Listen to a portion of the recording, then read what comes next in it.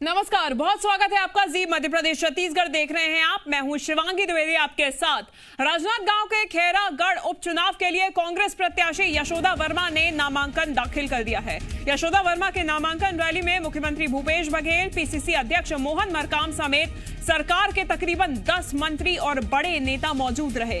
कार्यकर्ताओं को संबोधित करते हुए मुख्यमंत्री भूपेश बघेल ने कहा कि ये उपचुनाव कांग्रेस के लिए बहुत महत्वपूर्ण है। मुख्यमंत्री भूपेश बघेल ने सभी कार्यकर्ताओं से कांग्रेस प्रत्याशी को जिताने के लिए पूरी ताकत से जुटने की अपील की। मुख्यमंत्री भूपेश बघेल ने कहा कि सरकार की योजनाओं को लेकर जनता के बीच जाएंगे।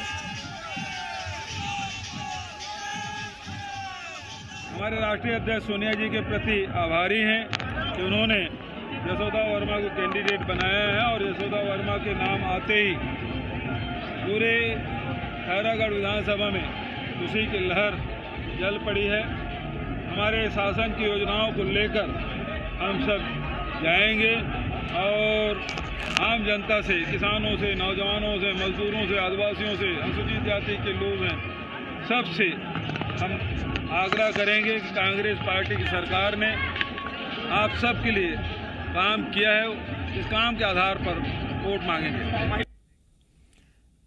खैरागढ़ विधानसभा उपचुनाव की जंग में कांग्रेस के बाद बीजेपी ने भी अपने पत्ते खोल दिए हैं। कांग्रेस के जवाब में बीजेपी ने भी लोधी समाज के प्रत्याशी पर ही दांव खेला और एक बार फिर पुराने चेहरे कोमल जंघेल को उम्मीदवार घोषित किया है। कोमल जंघेल 2018 में जनता कांग्रेस छत्तीसगढ़ के देवव्रत सिंह से महज 870 वोटों से चुनाव हारे थे, लेकिन बीजेपी ने इस बार भी कोमल जंघेल को ही चुनावी मैदान में उतारा है। 2 बार विधायक और संसदीय सचिव रहे कोमल जंघेल को 5वीं बार विधानसभा चुनाव का टिकट दिया गया है।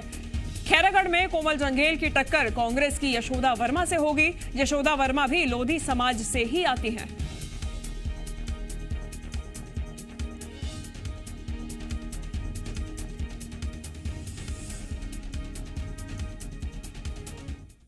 तो खैरागढ़ विधानसभा उपचुनाव के लिए जेसीसीजी ने अपने प्रत्याशी के नाम का ऐलान कर दिया है।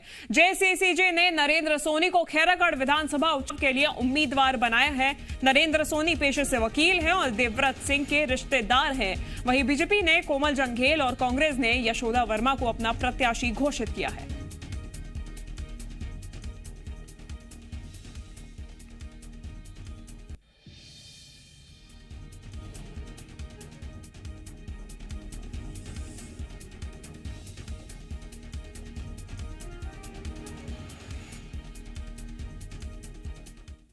तो ज्यादा जानकारी के साथ जी मीडिया संवाददाता चुन्नीलाल देवांगन रायपुर से और खैरागढ़ से किशोर हमारे साथ जुड़ गए हैं। किशोर, सबसे पहले सवाल आपसे, क्या माहौल देखने को मिल रहा है, क्योंकि यहां पर साफ तौर पर कांग्रेस ने शक्ति प्रदर्शन किया है नामांकन रैली में अपना?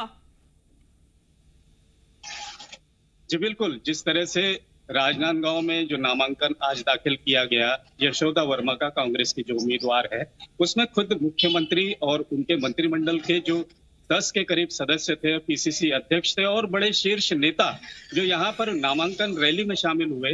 इसके पहले आम सभा को संबोधित किया गया और जिस तरह से रैली निकलकर नामांकन कार्यालय तक पहुंची है, वो वाकई में शक्ति प्रदर्शन से कम नहीं है। कांग्रेस के लिए चुनाव काफी महत्वपूर्ण है, प्रतिष्ठापूर्ण है। बीजेपी भी इस चुनाव में अपने उम्मीदवार को खड़ा कर चुकी है। बीजेपी ने भी लोधी उम्मीदवार पर ही दांव खेला है। जिस तरह से कांग्रेस ने यशोदा वर्मा पर अपना भरोसा जताया, वैसे ही बीजेपी ने भी अपने उम्मीदवार को मैदान में उतारा है। ये उम्मीदवार जो कोमल जंघेल है, वो काफी लोकप्रिय चेहरा है, चर्चित चेहरा है। 2 बार के विधायक रह चुके हैं और कांग्रेस का जो गढ़ रहा है खैरागढ़ विधानसभा क्षेत्र, उस गढ़ में सेंध मारने वाले ये कोमल जंघेल ही है, जिन्हें 5वीं बार इस टिकट दी गई और दावेदार बनाया गया है। तो निसंदेह ये चुनाव काफी दिलचस्प रहेगा और काफी यहाँ पर जो चुनावी जो सियासत है वो देखने को मिलेगी। खैरागढ़ में अब यहाँ पर चुनावी जो रंग है वो दिखने लगे हैं। आपको बता दूं कि खैरागढ़ जो है विश्व की बहुत ही बड़ी एक संगीत नगरी है, एशिया की बहुत बड़ी संगीत नगरी है, संगीत विश्वविद्यालय है। उम्मीदवारों को ज्यादा देरी नहीं की गई है और अब कल तक नामांकन भी दाखिल कर दिया जाएगा। चुन्नीलाल, देखने वाली बात यह है कि बीजेपी ने किसी नए चेहरे पर नहीं बल्कि कोमल जंघेल को ही, इस बार पुराने चेहरे को ही फिर से मौका दिया है। जी बिल्कुल शिवांगी, 2018 की जो चुनाव हुए थे उस चुनाव के नतीजों पर अगर गौर किया जाए तो सबसे बड़ी पार्टी बनकर जेसीसीजे उभर कर सामने आई थी और देवव्रत सिंह जो है वो जेसीसीजे से विधायक बने थे। उसके निधन के बाद उपचुनाव की जो घोषणाएं हुई हैं, अब तीनों प्रमुख पार्टियां जो है अपने उम्मीदवारों की घोषणा किए हुए हैं।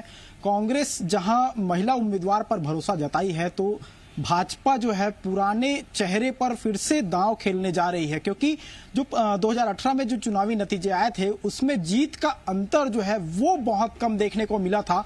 महज 870 वोटों का अंतर था।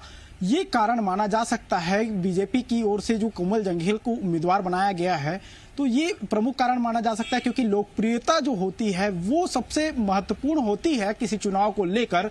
और कोमल जंघेल जो नाम है उस पर खैरागढ़ में जो लोकप्रियता है उसे जो है देखा गया है और उस पर ही जो है बीजेपी विश्वास जताई है। इसके अलावा अगर बात की जाए जेसीसीजे से नरेंद्र सोनी को उम्मीदवार बनाया गया है, चूंकि देवव्रत सिंह के रिश्तेदार बताए जा रहे हैं नरेंद्र सोनी, और इसका फायदा जो है वो जेसीसीजे को मिल सकता है। लेकिन जो चुनावी नतीजे होंगे वो 16 अप्रैल को जब चुनावी परिणाम सामने आएंगे उसके बाद ही ये स्थितियां साफ हो पाएंगी कि खैरागढ़ उपचुनाव में आखिर किस उम्मीदवार की जीत तय होती है। जी बिल्कुल किशोर, आज तीनों प्रत्याशियों के नाम सामने आ गए हैं। क्या लगता है कि सामाजिक समीकरण कितना इसमें महत्वपूर्ण रखा गया है, कितना उसको वेटेज दिया गया है इन सभी प्रत्याशियों के नाम तय करने में?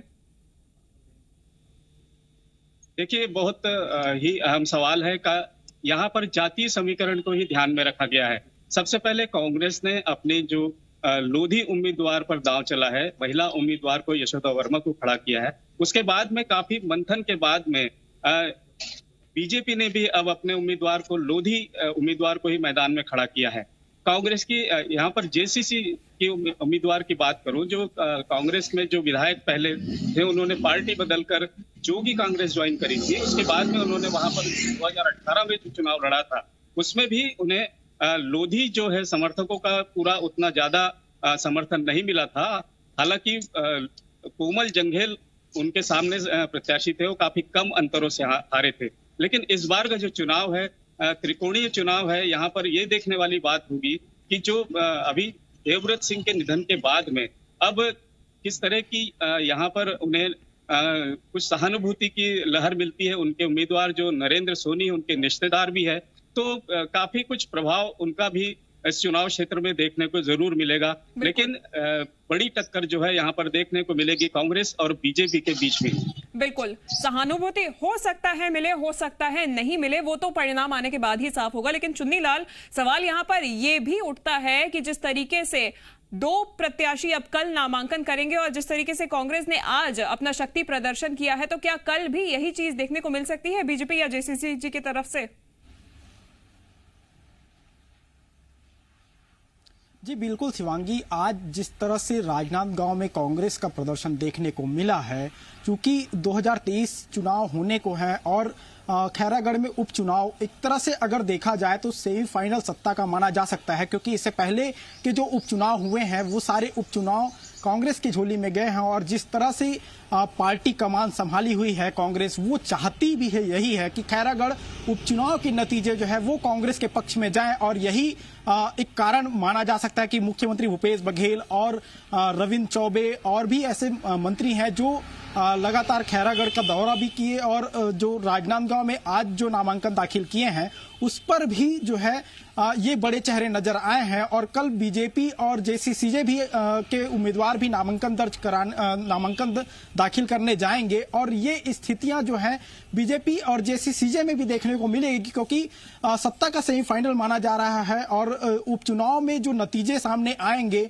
उससे जनता का रुख आंकने की कोशिश की जाएगी। तो ये साफ तौर पर कहा जा सकता है कि दोनों विपक्ष की पार्टियां जो हैं वो अपना शक्ति प्रदर्शन जरूर दर्ज कराएगी और ये साफ तौर पर जनता के बीच मैसेज देने की कोशिश की जाएगी। जी बिल्कुल चुन्नीलाल, बात यह भी है कि पिछले 3 साल से कांग्रेस की सरकार यहां पर सत्ता में है, तो क्या इस चीज का भी फायदा इस चुनाव में उन्हें मिल सकता है?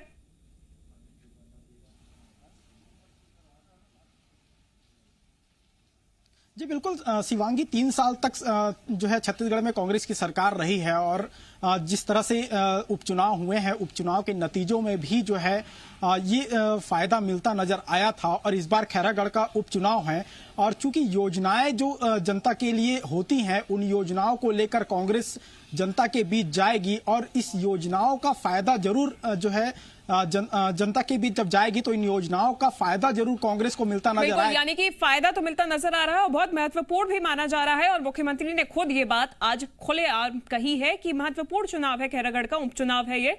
और